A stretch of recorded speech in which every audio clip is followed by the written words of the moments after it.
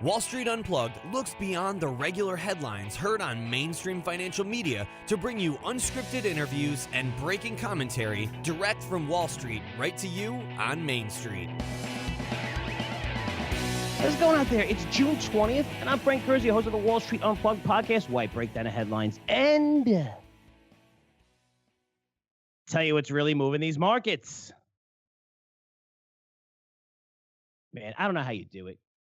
I really don't know how you do it, or how the average investor can hold stocks in their portfolio long term, especially if you're watching the financial news outlets or reading financial blogs. And if you're looking at the stories that come out now, every story is inflated. It has to be the biggest story of the year, even if it's not exciting, even if it's not newsworthy. And you see that during certain times. It usually happens a month after earnings season because every company's got so much going on. This crazy stuff. You get ready to report your earnings. And once they do that, there's pretty much a quiet period, a little time afterwards, a little time before.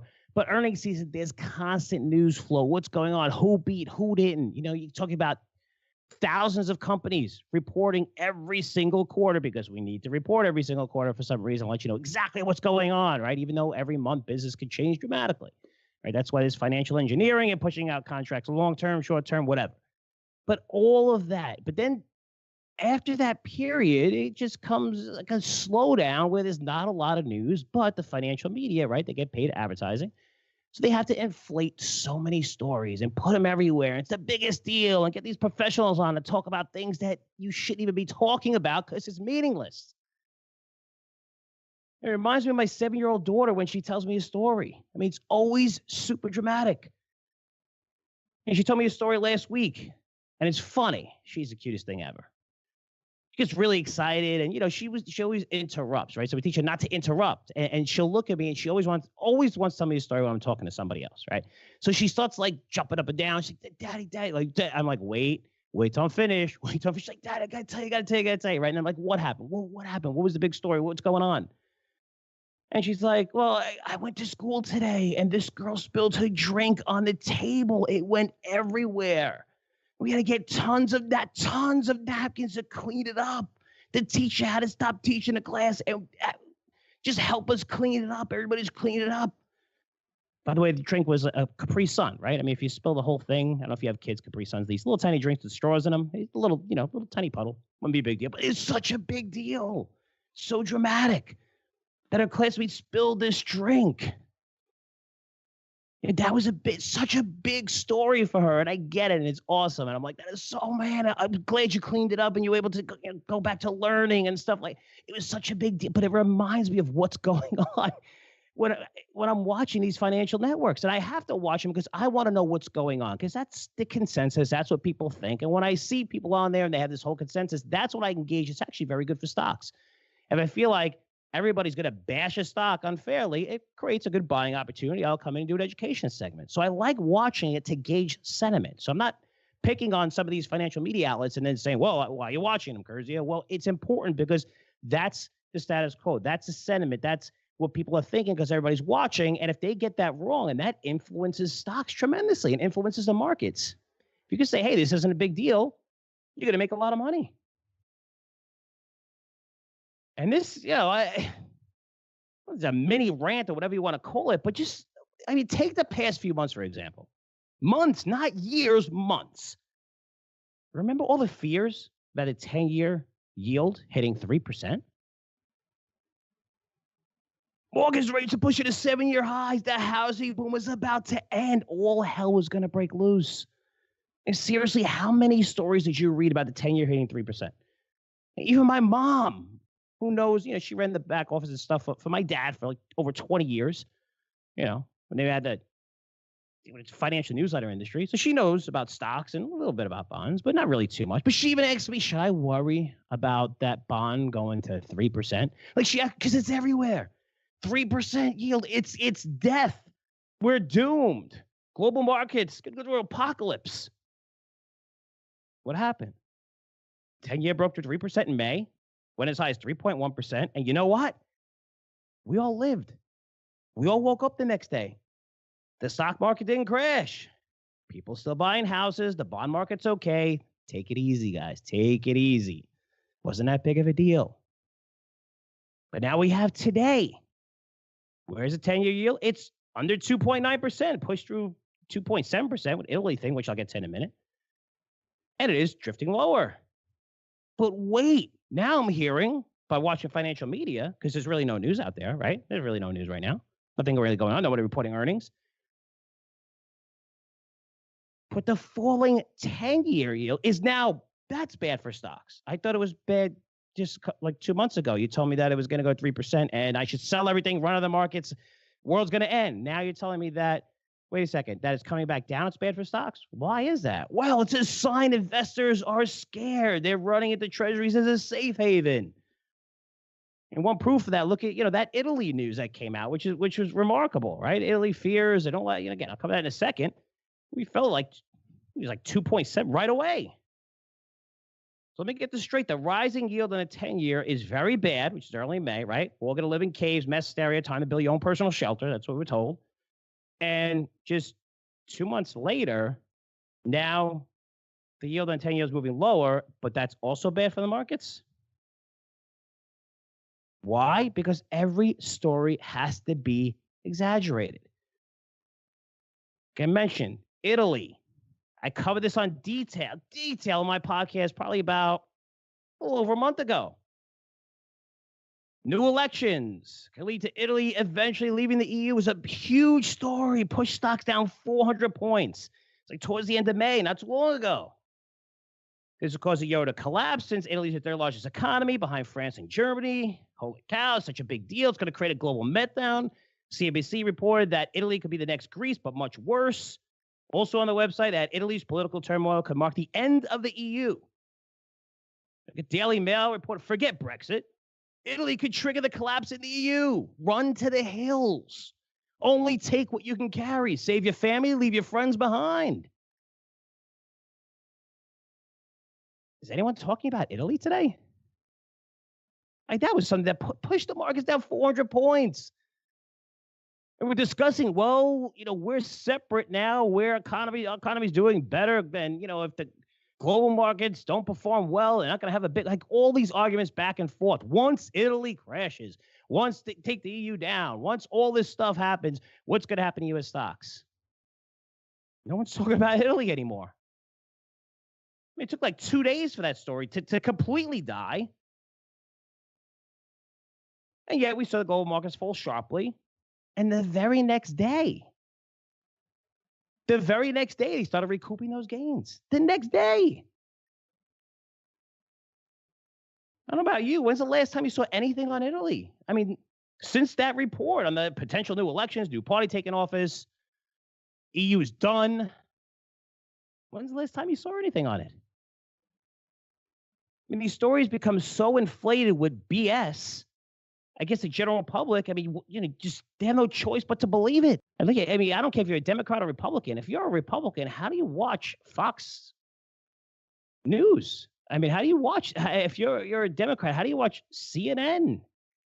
These are the things that are just going to bash. You look at it and then, I look at it and say, okay, that's not really true. I know you're trying to, you either love Trump or you hate Trump, but they exaggerate so much. They're not even reporting. They're not reporting. They're just telling you what's going to give them better ratings to piss you off even more. This way they get more money from advertisers.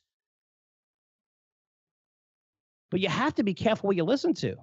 I had a discussion with a couple guys in New York about fracking. Guys, this is an industry I'm very familiar with. I saw the HBO special. Fracking is terrible. It's horrible. Look, I made a lot of money off it. I went to all these areas, every single major shale area in the United States I visited. I thought I was going to see dead animals everywhere. It's going to be crazy. Contamination, water. Don't go near. I'm not drinking water in Texas. No way. I'm not going near that. All the fracking. I'm going to die. All this stuff I was being fed. And when you look at the facts, it's simple. Fracking doesn't cause water contamination. I know if you're on a far side, whatever side, you're going to be like, that is insane. I'm just telling the facts. Fracking is simply drilling 2,000, 3,000, 5,000, 10,000, now even 15,000 feet vertically. And then you go horizontally. And then, boom, you frack it. And then you pull up the natural gas and oil. Again, simplified explanation. but you're fracking thousands of feet below the ground. The water level is going to be less than 450 feet. So unless the fracking takes place on the horizontal part, right? So you have to drill thousands of feet down before you go horizontal for miles and frack and pull that stuff out. Now, those chemicals, which are now pretty safe, and I love the fact that it's regulated now, and they came out more regulation and stuff like that. But though, even back in like those chemicals, in order for them to contaminate the fresh water, basically they have to travel upwards, thousands of feet upwards through rock. Last time I heard, I don't think that's possible. And go into like the supply, or go into that big pool, and that's how it would contaminate. It doesn't contaminate water. I'm not saying that they can't use bad practices or have, the water that they use, which sometimes they'll recycle for the fracking, but and they'll dispose of it. I'm not saying if they put it in a truck and throw it in a river, they can contaminate that way, but that's personal. That's not saying all fracking contaminates water. If it did, guys, for the last 7 years, we have 100,000 of fracking. How many wells have we drilled? Does it cause earthquakes? Yeah, you have a little bit of an argument there. We've seen a rise in earthquakes and small earthquakes, especially in Colorado and the Midwest states. Yeah, I get it. But the contamination argument, guys, it doesn't exist. The only way I found that out is by going to the field. And people are going to email me, frankcurzioresearch.com. Feel free to email me. It's fine. They don't want to hear it. It's a religion. The guy I was talking to, he's like, no, fracking, no, I mean, water contamination. I said, it doesn't. I thought the same thing. I went there. I thought I was going to get this story with animals dying, people going crazy, shorting stocks. I went there, bought stocks. Everybody did fantastic in the portfolios. As this thing really took off in 2011, 2012. The Marcellus, the Permian, to Eagle Ford. I mean, these areas, all these areas, the Bakken. I went to North Dakota. Actually went there to see this.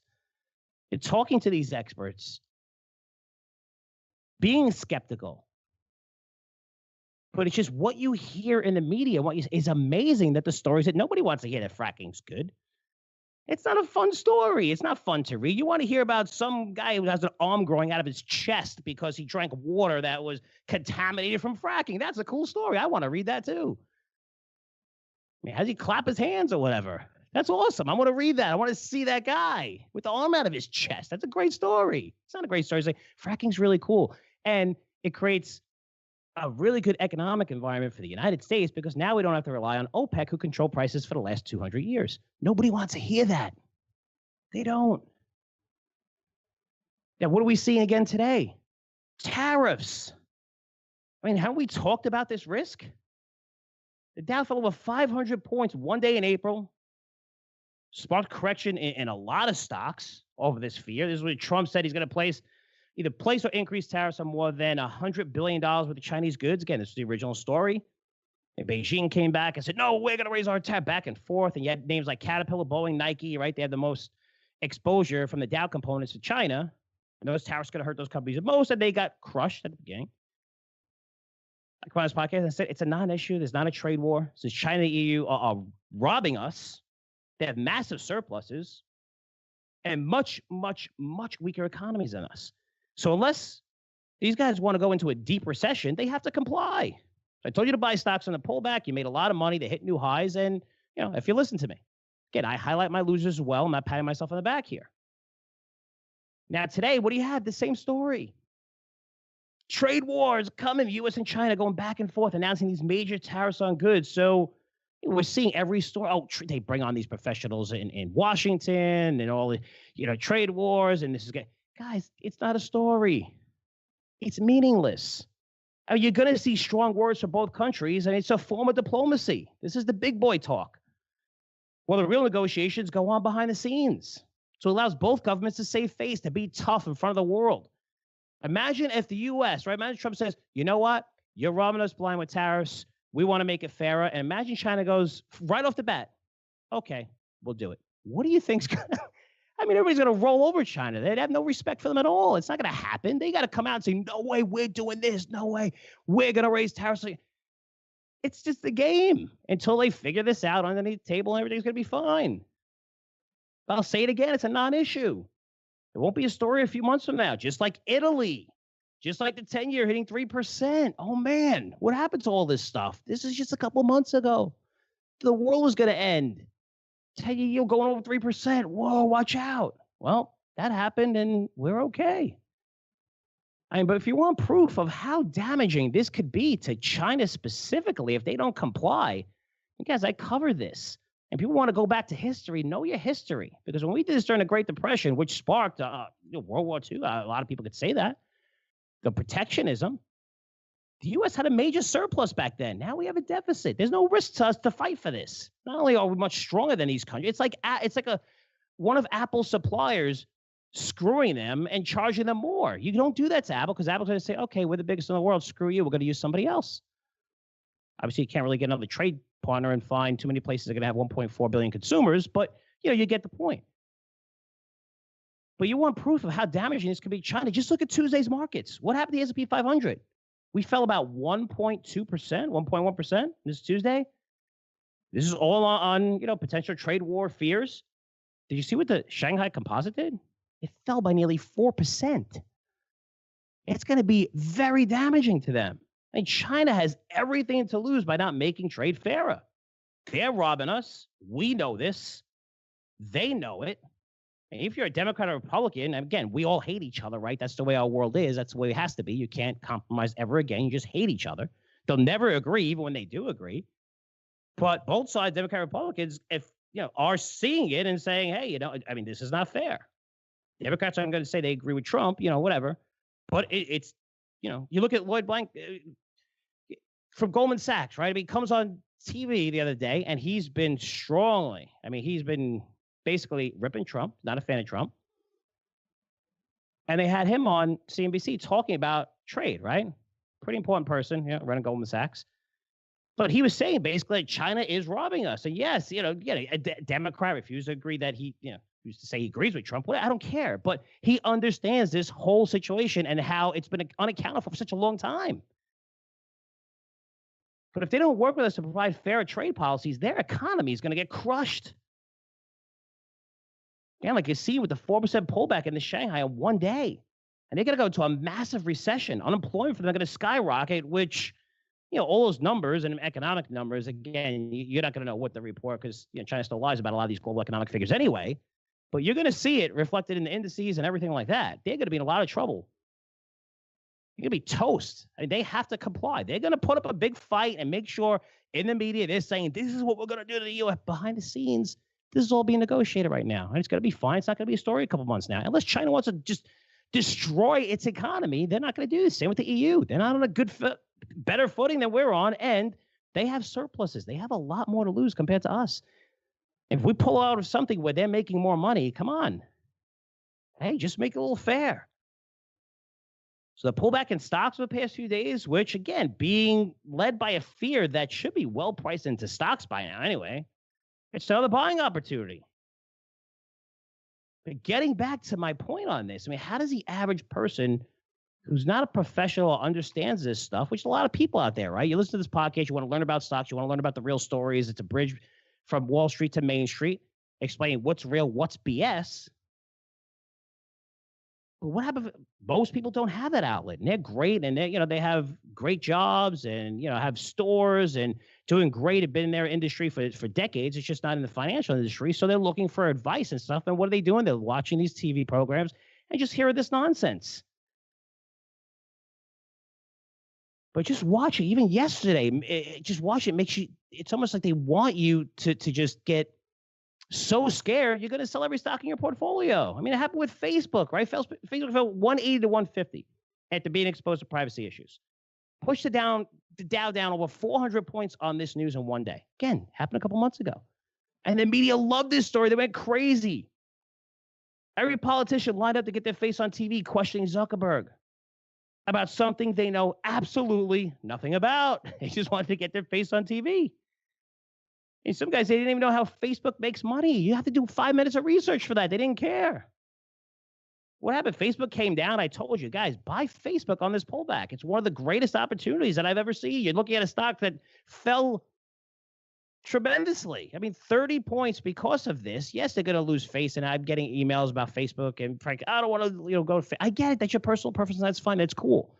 But Facebook as a whole, most people are going to keep their accounts. Most people are going to post everything about themselves on these accounts, and it's the best marketing platform ever for marketers. They can spend And they can charge 4 or 5 times because it's more direct than any other outlet that they're going to have outside of maybe Google. But the stock fell to 17 times forward earnings, which is a little bit below the market, growing by more than 40%. What happened? Stock's near 200 today. You remember all those fears about Facebook and the stock and how many questions, should you sell it? Again, one of the large positions in my portfolio. But the reporting is absolutely horrible these days. And I feel really bad for investors. I'm watching the last 2 days. I was just, let's see what's going on. Watching, and I'm just watching going, holy cow, this isn't even a story. I mean, the best thing is how many times, if you're watching CNBC, Bloomberg, or Fox Business News, that they highlight on the bottom in red, breaking news story. And flashed breaking. How many times a day they do that? Breaking news. Crude oil falls 1% on U.S.-China trade dispute. That was actually a headline. That's breaking. That's holy cow. The breaking news, financial stocks now down on the year. Breaking, like when you see breaking news, you think remember the days it was only used for like really, really, really big stories, like fund manager Bernie Madoff steals billions from little old rich ladies and stuff. Yeah, that's pretty big. That's breaking, like holy cow. Or Lehman files for bankruptcy. Yeah, holy cow. It's pretty insane. But some of these other stories, it's like breaking news, because that, it's just insane. But for my audience, the guys listen to this, just try to stay away from watching TV and these financial news. Then you make money through advertising, where advertisers are only going to pay big dollars on shows that have the biggest audience. So to have these massive audiences, common sense, guys. These programs are almost forced to make even the most boring stories seem exciting. Guys out there that like sports, there's a reason why. If you look yesterday on ESPN, there's no hockey right now, right? Football's done. You have no basketball right now, right? You have baseball where each inning takes 30 minutes, right? Not too exciting.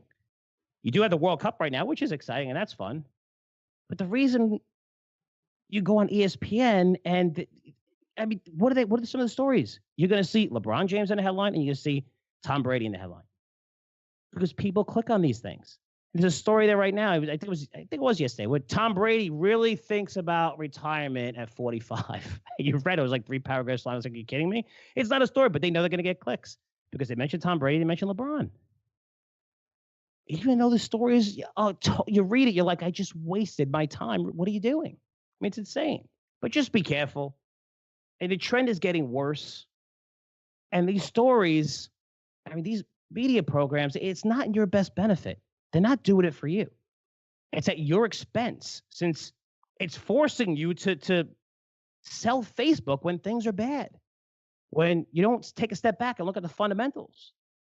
Forcing you to sell Nike, forcing you to sell other great stocks because they're inflating this news that really isn't news, and it does move stocks. And why am I watching it? Because it gives me the opportunity to come in and add to my position in Facebook, or see what people are looking at. Or Boeing's down so much, even though they don't have as big exposure to China as you think.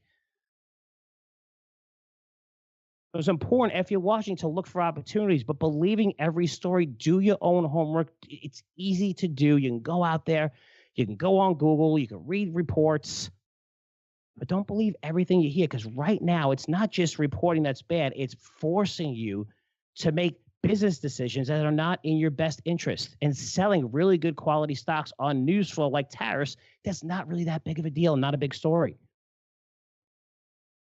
Just headline news that's going to go away.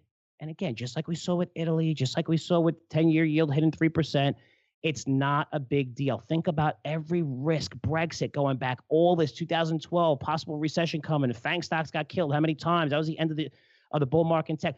Imagine you fell asleep in 2010 and didn't listen to anything and woke up today. How much money would you have just by not watching TV and not watching anything? You'd be very wealthy.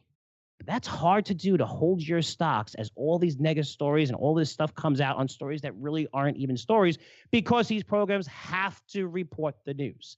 They have to report the news and inflate these stories because that's how they get paid. Okay. Oh, rant over. That was a pretty long one. I told you last week I spent some time in New York City. The special invite only. It was a crypto conference, which included several new crypto companies presenting to representatives of family offices. The family offices, these are people that are wealthy, they get their funds managed. Usually they have funds over $250 million in assets. and they're looking for new ideas to put money into. So it's very interesting that you had a company that represented 3,500 of these, and you had maybe a few dozen specific representatives from the family offices looking at these new ideas where these companies were presenting. And this is where I'm getting my information from. And this is why I tell you, when it comes to crypto companies, we need to get regulation, just like we did with the SEC.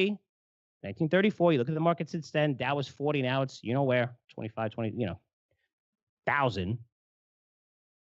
Just so people could trust this industry. They know if they invest in it, if anything happens, they're going to get their money back. They know where every dollar goes. You're going to put people in jail who are trying to rob people and do the wrong thing. I mean, you need regulation. That's where we're going. But once this happens, what we're seeing and what I'm seeing hands-on flying to New York, where these family offices, every company that presented there was registering with the SEC. And they're waiting to get compliant. And the SEC is looking at these companies. They're working with them, telling them what they need to do, just so they're fully compliant, because that's where this industry is going. And when it does, these institutions, if you look at institutions, right, what is it? It's basically institutions that are managing other people's money, right?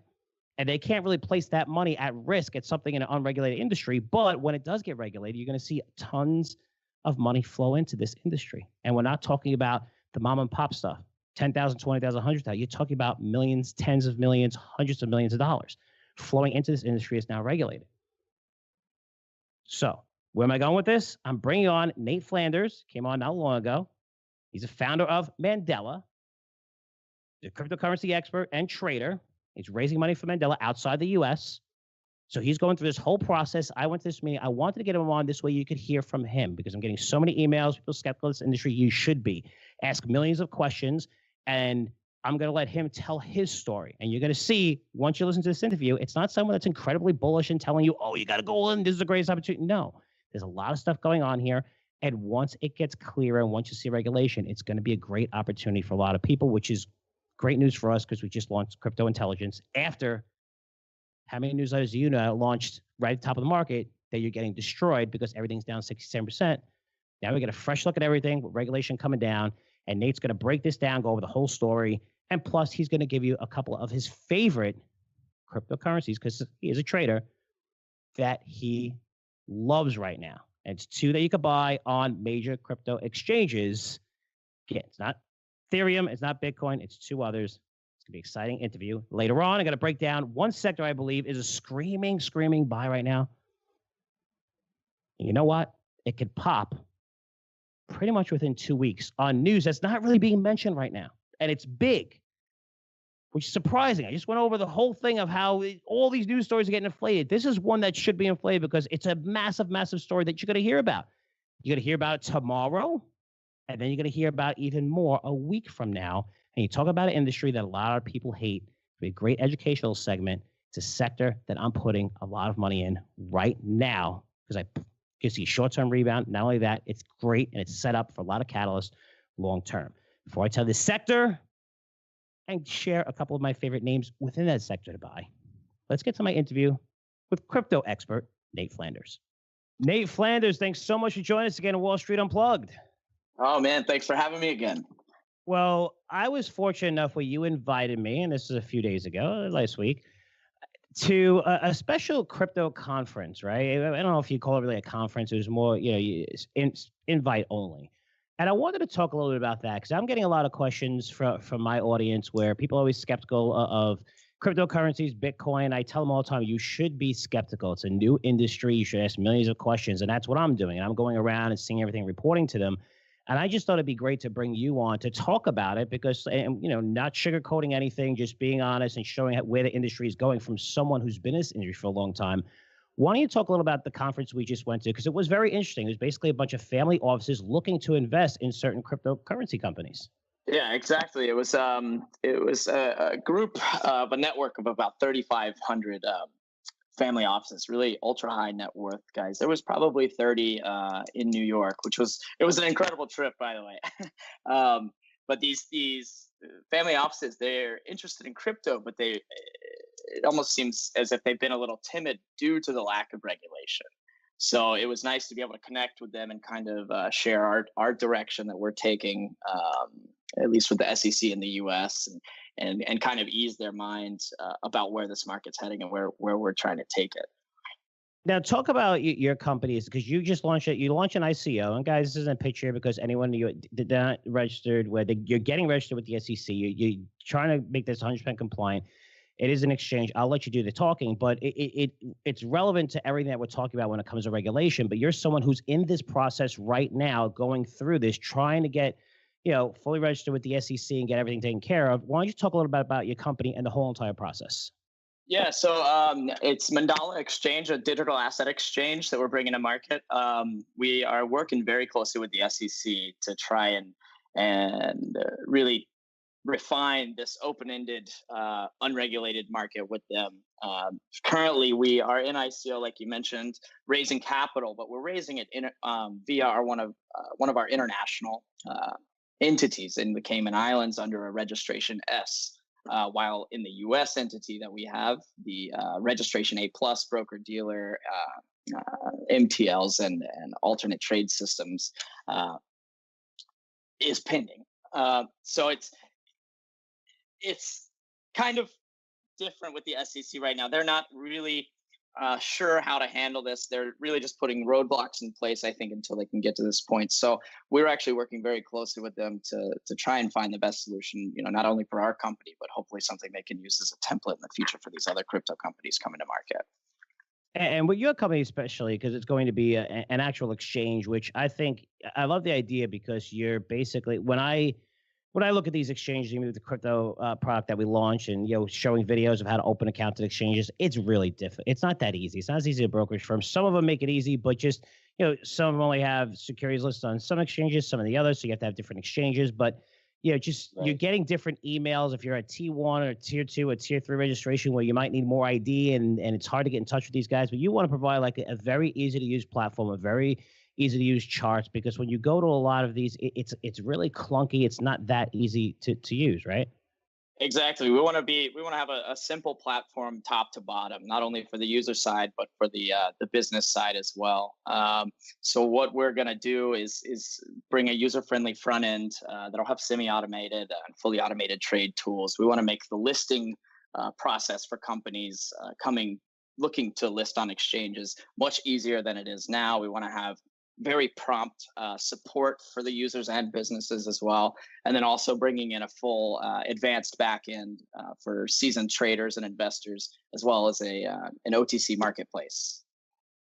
Now, talk about the industry, Nate, because you're going through this process. I think it's very important for everyone to know this. And again, guys, you can't invest in Mandala if you reside in the U.S., right? So, but I wanted to talk to you about the whole entire process, right? Because are you seeing other companies also do this? Because it looks like, for me, and even when I spoke to you about it, someone who's, again, your whole entire life is this industry, you're seeing a lot of these ICOs where they're going to be deemed probably securities, and they're not even close to being regulated to the point where, they raise all their money overseas. And now if they want to become U.S., compliant, they have a lot of steps or a lot of things to do. What are you seeing in this industry about the new companies coming out? I mean, are they going to the SEC? Do they see this? Do they want to work with them? I mean, what are you seeing out there?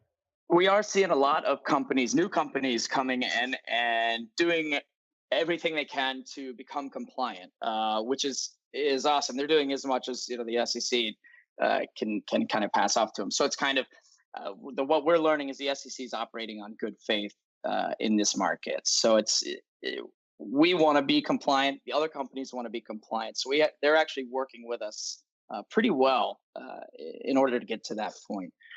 However, there are some companies we see that are trying to self-regulate or maybe even almost appear to be running away from regulation, which I think personally is going to retroactively be a bad situation for them, and it may start consolidating the market as far as the companies in the U.S. for crypto.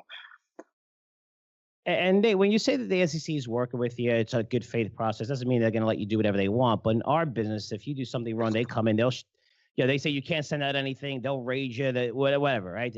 But right. It seems like in this industry, they're like, you could ask, and they're like, okay, you do it. And if they find something wrong that you're doing, as long as you're not like really misleading investors or stealing money, they're like, listen, we're not comfortable with this. You need to change.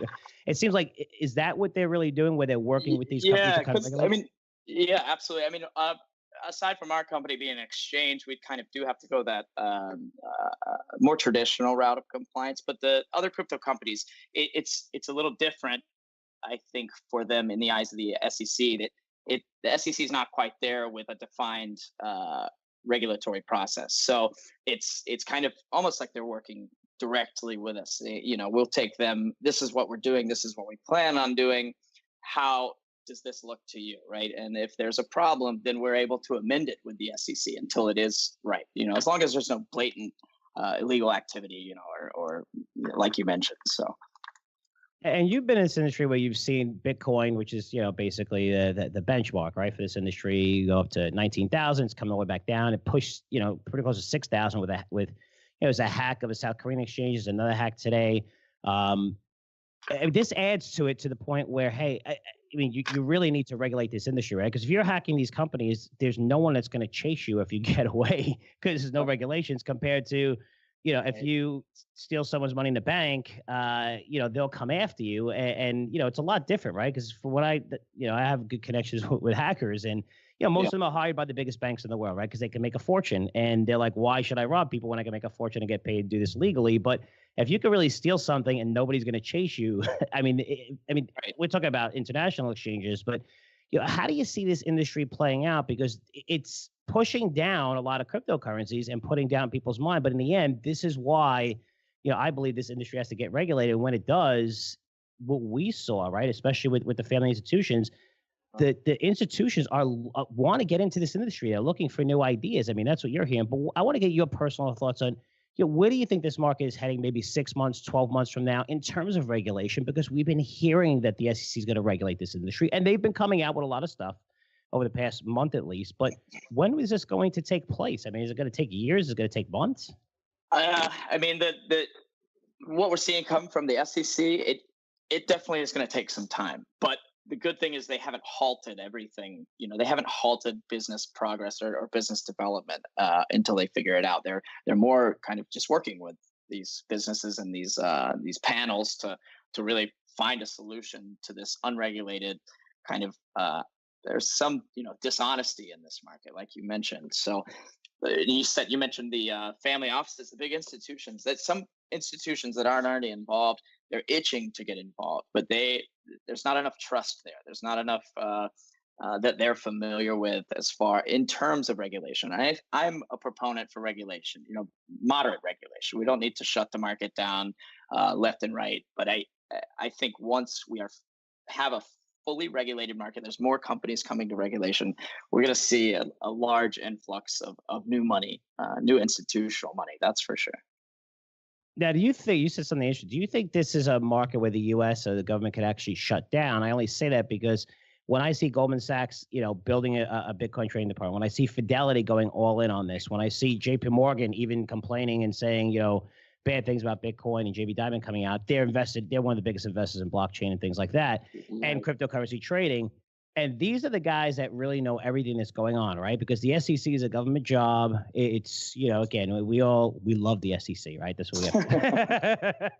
But in all seriousness, look, if they do their jobs, it's cool because the people who are doing things right, it's a great thing. Right. But we also know that these are the people that don't really make a lot of money since it's a government job. And as they move up, what happens? These guys get big jobs at Goldman Sachs. They get big So Goldman Sachs, JP Morgan, listen, it's not a conspiracy, but they have a lot of people out in the SEC that they hired, higher ups that are making millions of dollars that work at the SEC, and they get a good indication on what's going on. So the fact that these guys are actually building these trading platforms, starting to hire people, makes me believe that it's the regulations coming. But do you really think that the government could actually, that's a shot if they could shut this down? Or no, and by shut it down, I mean, for example, companies coming to market in the U.S. Similar to what we're doing right now, and then just putting up roadblocks where there would be more penalty, right? So right now there's no penalty as long as we follow the current steps in place. So that's for us is raising the capital internationally via the Reg S, while our Reg A Plus is pending in the U.S. So I could see, when I say shut down, that they literally just will not accept any type of compliance offering from us at all. But right now it's pretty open. So I think it's just more of them defining it now as they go. And like you said, the the big institutions. There's big talk, big things happening, patents being made, trade ins being made, futures getting listed. It's definitely coming, and I think when it's full force that we're going to see a big swing in the market. Now, what are some of the biggest risks that you see, right? Now that you have an ICO, you're actually raising money, guys. I think, and you could say, I think you're up over past $7 million, right, that you've raised, and you're still in that ICO process. And just goes to show you that there's demand for this, and people want to see an easy-to-use exchange that is going to be regulated by the SEC, right? Based on all the meetings, you're going to New York like every other week and doing interviews on NASDAQ and Fortune and stuff. But what are some of the things outside of regulation that worry you? And again, it's not the easiest question because regulation is the biggest deal. But is it? I mean, we see stories all the time. Mt. Gox and the guy who owns whatever, who's selling in the market. Then you're seeing these hacks going on. I mean, what are some of the things that keep you up at night? It's absolutely security. Even through the stage we're in right now, where the exchange is not launched yet, it's during this crowd sale period where we have contributors sending large sums of money to us. So our primary focus during this period and the launch of the exchange is absolutely security. We want to mitigate any possibility of real damage done by hackers, right? So we see it all the time. Just yesterday, BitThumb was hacked for $30 million in Korea. It happens more frequently than it should.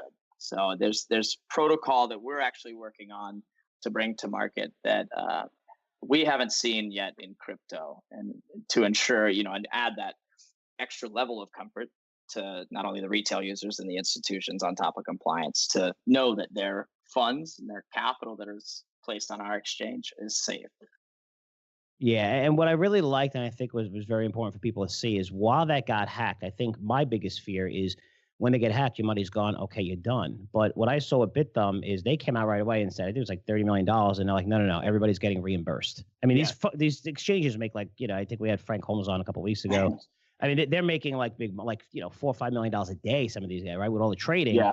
But the fact that they're like, no, everybody's getting their money, that provides some layer of safety and some layer of regulation. But in the end, I'd rather that we don't have to worry about hacks and stuff like that, which hopefully that gets taken care of. Like, even with the banks, right? We're not really seeing, well, they don't report everything, but as many hacks where people are just getting their whole account like wiped out, everybody together, like the whole bank, right? Individual hacking is different depending on security, but I'm talking about like all your money at a specific place being gone. Like, we're not seeing that. So, yeah, I was really impressed with BitThumb immediately coming out and immediately offering to cover it. That doesn't happen every time in crypto.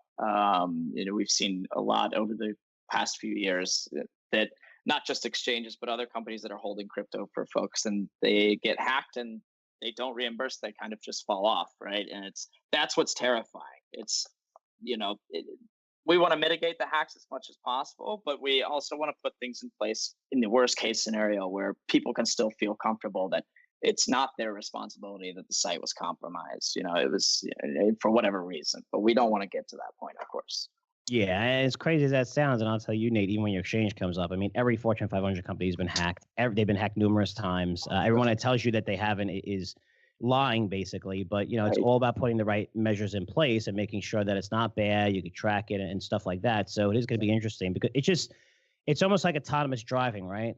When you hear, a car like a Tesla crash or a Google car crash, it's like headline news, but yet cars crash that people are driving every day, and it's not headline news. So that they'll like the one example and destroy the whole industry. Where, of course, if we're seeing, crypto exchanges get hacked, it's going to be inflated so much. Like Bitmain again. This was a big one, and so was the last one, but.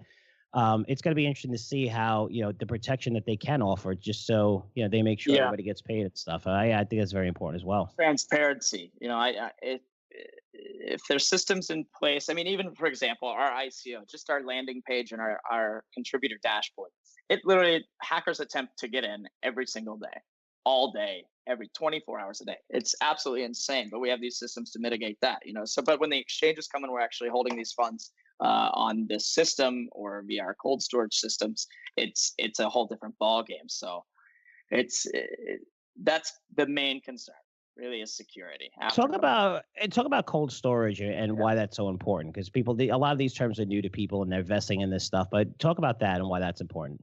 So cold storage is we have the ability to store funds offline, which is probably the most secure way of storing cryptocurrency funds. There's also warm wallets, hot wallets, and cold wallets. So warm would be your wallet that is just freely open. Your hot is that is whitelisted, so you can only send funds from certain addresses. And then cold is completely offline, either in your possession or in an institutional wallet, like BitGo, for example. Yeah, and that's something that we offer too. Again, that offer is not available. I'm not selling anything, but we offer the treasure. And I think I say that wrong, right? How do you say how do you say treasure? I always say it wrong. But Oh, anyway, Trezor. Trezor. But anyway, it's a cold storage device we gave away for free, so you guys could store your cryptocurrencies offline for anyone that subscribed to our product. And we launched crypto intelligence last week, so that was very important. And now I have my whole office filled with a lot of these devices, which is a good thing and a bad thing. It's a good thing because a lot of people subscribe to the newsletter. It's a bad thing because it's a lot of work to get all these things out, and they're like up to the ceiling in the office, and I got 3 people working on them. They're all being sent out now. But anyway, That's one thing that is really cool, though. Just one bit on that is anybody that is looking to get started in crypto more on the long term, absolutely store your cryptocurrency in a hardware wallet. That's hands down probably the best thing you can do with your crypto right now. No, thanks for that. And now I want to talk to you about, because everybody loves to get ideas on this podcast, and I know that you are a trader as well, right? This is why you actually create this exchange, because you realize how difficult it is with so many of these systems and how clunky they are, and said, let me create something that makes sense and things. What are some of the things that you maybe like? I mean, is it, I guess I would say outside of Bitcoin and Ethereum, but are there any companies that come to the market you're like, wow, this is such a good idea? And because I know you're probably seeing a lot of this stuff being in the industry that a lot of people might not have access to or able to see because they're not really involved in this industry yet.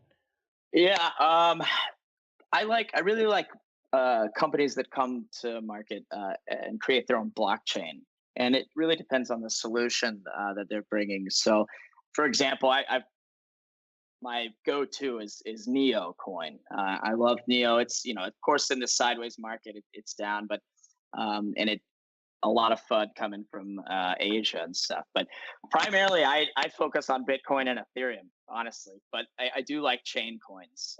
EOS is a really cool one that just came out recently. They've got a really great roadmap coming up. But outside of that, I'm hardcore Bitcoin. No, that's cool. That's cool. I appreciate you sharing different ideas because there's so many different things coming to market, and it is a pretty crazy market. But Nate, listen. It is. Yeah.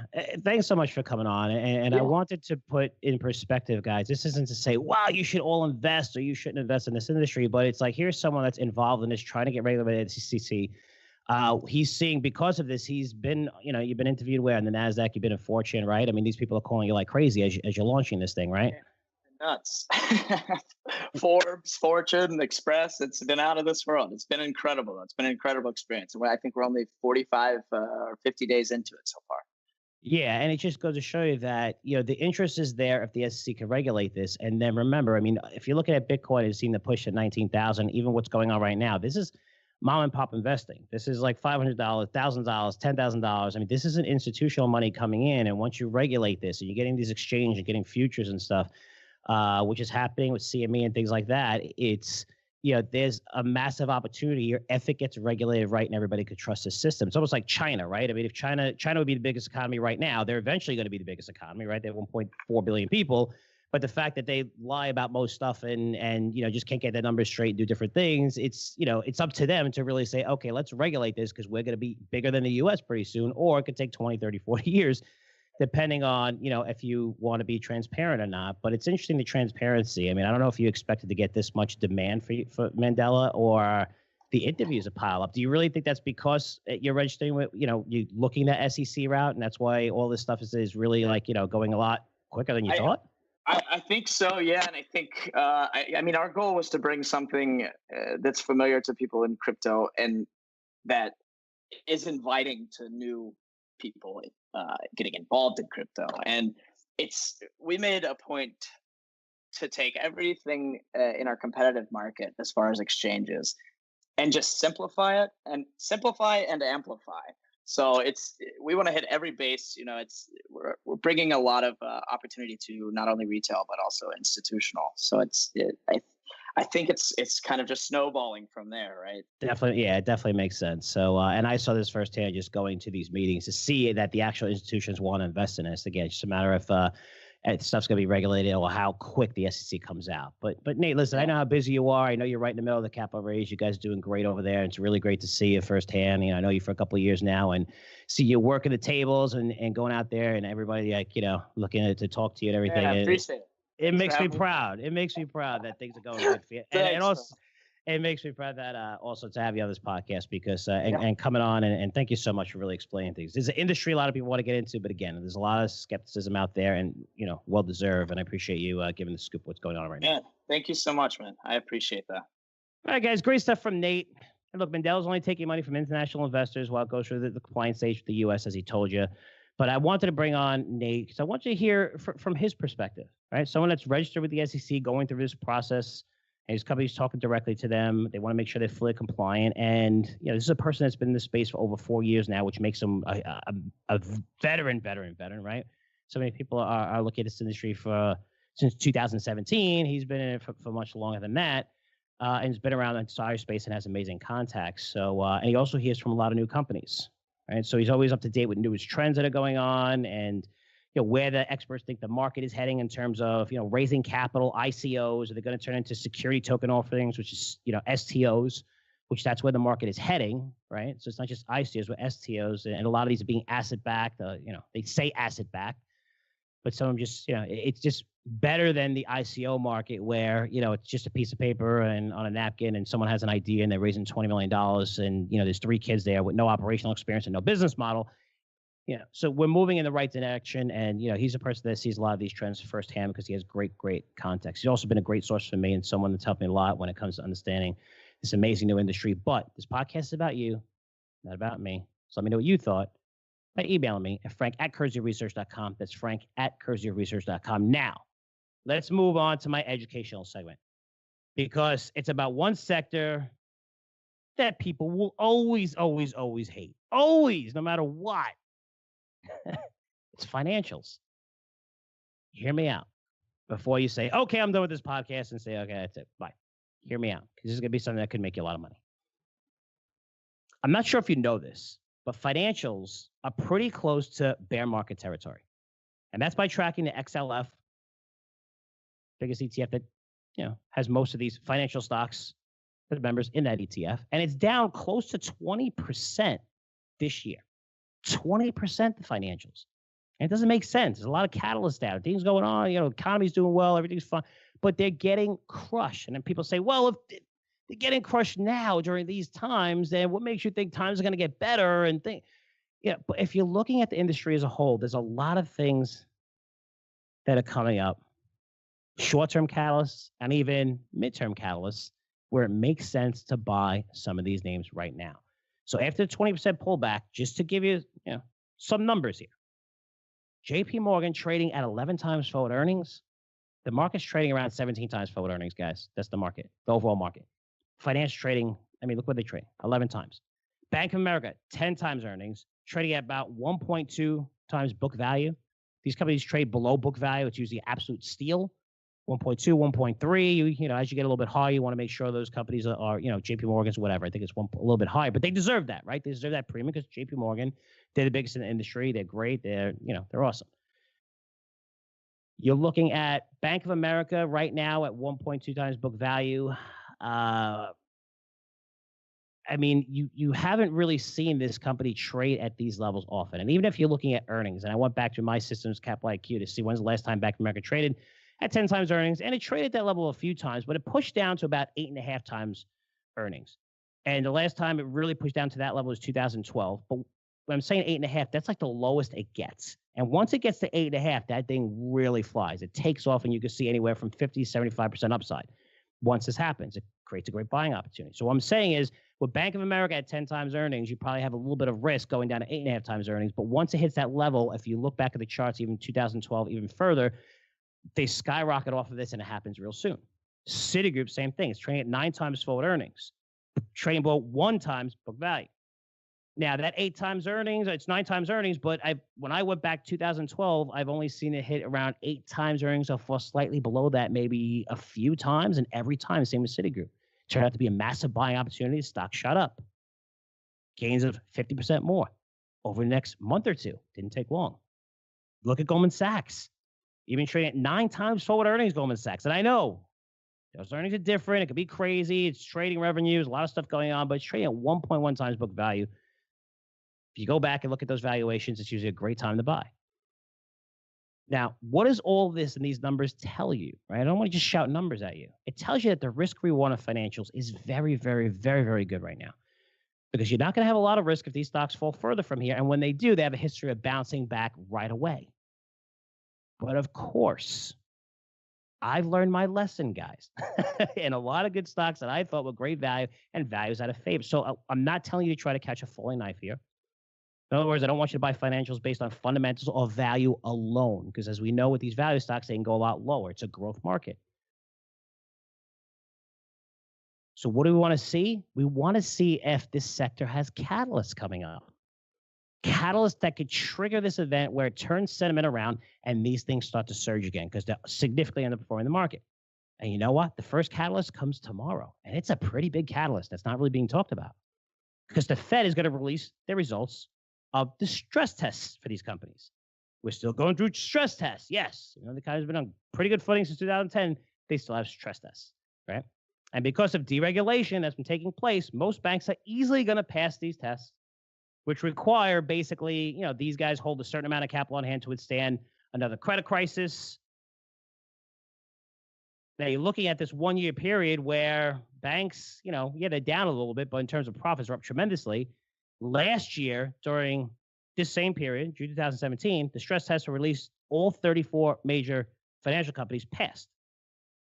Now, for the banks that pass, right, which is going to be tomorrow, they're going to announce, which is probably going to be all of them, the Fed is then going to approve capital plans for each bank. What does that mean? It means they're going to be able to drastically increase their buybacks, drastically increase their dividends, something that the bank has control over when it comes to the financials.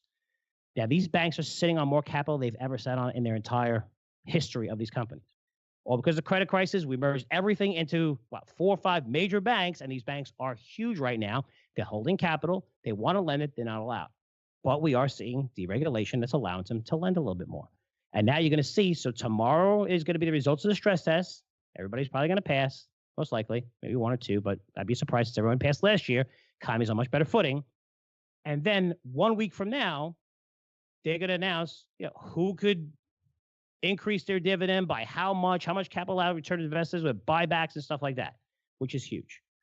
Now, if you're looking at the stress test, they have to have enough capital to basically withstand a 35% pullback in stocks, a 30% pullback in housing, and a 10% unemployment rate. To put that in perspective, those 3 things combined didn't even happen during the credit crisis in 2008, 2009. They didn't happen together. The last time it happened was the Great Depression. So they're forced to keep enough capital basically on their books for the next Armageddon. Even though that's only happened, all 3 of those things happened when? 1930s? That's how long ago? Which is insane. You can lighten it up a little bit. I get it. They understand. Regulate them a little bit more in terms of really watching what they're investing in. They're not creating synthetic CDOs anymore to make money. And the loans that they're giving out aren't people with a library card and here's $600,000 to buy a house. Monitor that. That's cool. But there's people out there, even like myself, that, want to take out a mortgage and I had to pay cash for a house, all because of little tiny things. Even though I had enough cash in the bank to easily cover it, whatever time's over, there's a lot of things that are broken in the financial sector.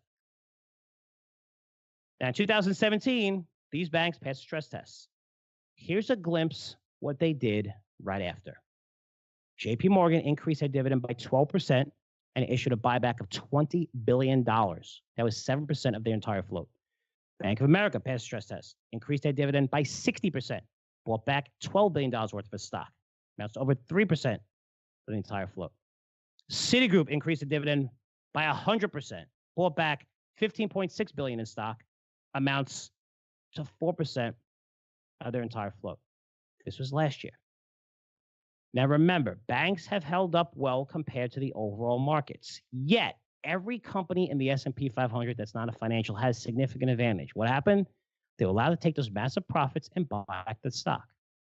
We're seeing strong demand, sales increase. We're seeing very strong growth right now. But if you look from 2012, 2013, 2014, you were seeing year over year sales come down, yet earnings were still going higher. Why? Because these companies were buying back the crap out of their stock, which the banks weren't allowed to do. What do you think is going to happen now that they're able to buy back their stock? And you have these catalysts where they're going to raise their dividend. I mean, in short, I could see a lot of these banks recouping these losses over the past few months rather quickly or over the next 2 weeks on these buyback and increased dividend announcements. Now you're looking midterm, long term, you have huge macro catalysts. And you have interest rates where everyone expects them to go higher, which is good for these guys, right? Increase the net interest margin. You have deregulation, even more it's going to take place. We'll be able to make more loans, more safer loans. You have a U.S. economy that's expected to grow 4% this year, while earnings for S&P 500 companies are expected to surge more than 20% next quarter and probably more than 17% for the entire year. What do you think these companies are going to do with those earnings? They're going to expand. And when they do, they go to the banks and they're going to borrow more money and lend more money. And it's a perfect environment for the banks right now, at least over the next year with catalysts coming. And maybe I'm missing something here, but that sounds like a pretty good setup to me. So for me, I'm personally buying the financials right now. It's not buying something on value and saying, okay, let me buy this. Eventually, this value will get recognized. No, they have a huge catalyst tomorrow, which is going to be all over the news, which is not really being talked about too much, at least over the past few days. Then next week, they're going to announce how much these guys can actually buy back and by what percentage they increase the dividend, which is going to be massive because they're sitting on massive capital. Right, that's going to be a boost to these guys. And once you see that momentum change, you know what happens. I mean, these stocks that go up, even though they're large caps, they're down 20%, since January, almost in bear territory here. You're going to see these companies recoup those losses right away.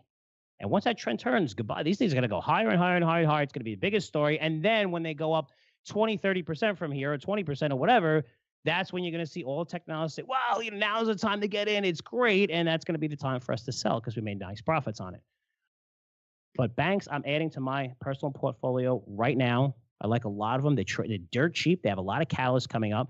And it's an economy that's ripe for them to make huge, huge profits. And that's going to stay that way at least for the rest of this year and halfway into next year, at least at a minimum.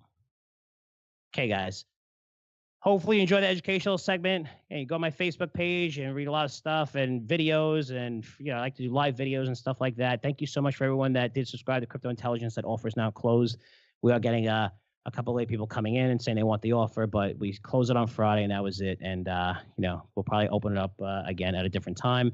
But thank you so much. And you guys have all ordered. And I know I made a mistake with the treasure or how to say it, but you guys are all getting it. We're mailing it now. So about half of them are already mailed and it's really cool. So you're going to get all that. You got that free device just for signing up. And yeah, we're getting that out right away to everybody who subscribes. So thank you so much for that offer. And that's it for me. Thanks so much for listening. I'll see you guys in 7 days. Take care. The information presented on Wall Street Unplugged is the opinion of its hosts and guests. You should not base your investment decisions solely on this broadcast. Remember, it's your money and your responsibility. Wall Street Unplugged, produced by the Choose Yourself Podcast Network, the leader in podcasts produced to help you choose yourself.